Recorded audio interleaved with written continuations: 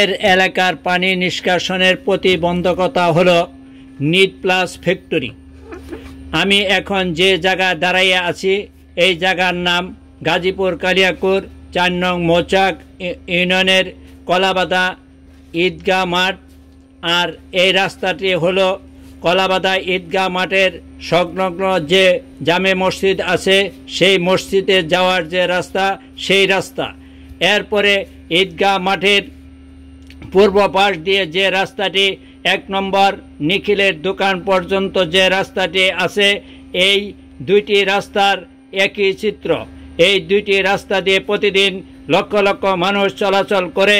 দীর্ঘদিন যাবৎ আমাদের এই রাস্তার কোনো সংস্কার কাজ হয়নি। সামান্য বৃষ্টি হলেই রাস্তার এই অবস্থা হয়। এইটা গার্মেন্টস এলাকা। গার্মেন্টস ফ্যাক্টরি থেকে পানি নিষ্কাশনের সুব্যবস্থা না থাকাতে আমাদের এই অবস্থা। সামান্য বৃষ্টিতেই আমাদের দোকানপাট বাসাবাড়ি ডুবে যায়। এই অবস্থার খোঁজ খবর নেওয়ার মতো কেউ নেই। বিগত সরকারের সময় যখন কোনো নির্বাচন আসছে তখন নির্বাচনের প্রার্থীরা বলতো আমি নির্বাচিত হতে পারি তাহলে আমি রাস্তার কোনো কাজ যদি করি প্রথমে আপনাদের রাস্তার কাজ করব।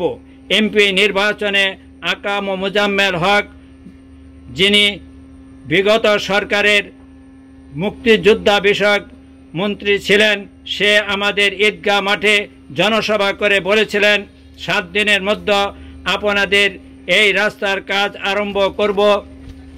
এই রকমভাবে বিগত সরকারের সময় সকলেই জনসভা করে বলেছিল আমি নির্বাচিত হতে পারলে সবার আগে আপনাদের রাস্তার কাজ আরম্ভ করব, পানি নিষ্কাশনের ব্যবস্থা করব।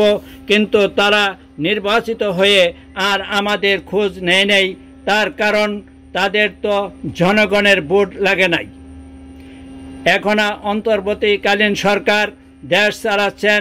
তাদের যে কর্মচারী আছে তাদেরকে অনুরোধ করে বলছি আপনারা খোঁজ নিয়ে আমাদের রাস্তার কাজ ও পানি নিষ্কাশনের সুব্যবস্থা করার জন্য এলাকাবাসীর পক্ষ থেকে আবেদন জানাচ্ছি এবং পানি উন্নয়ন বোর্ডের সকল কর্মকর্তা কর্মচারীদেরকে দৃষ্টি আকর্ষণ করছি আপনারা অতি দ্রুত আমাদের পানি নিষ্কাশনের সুব্যবস্থা করুন।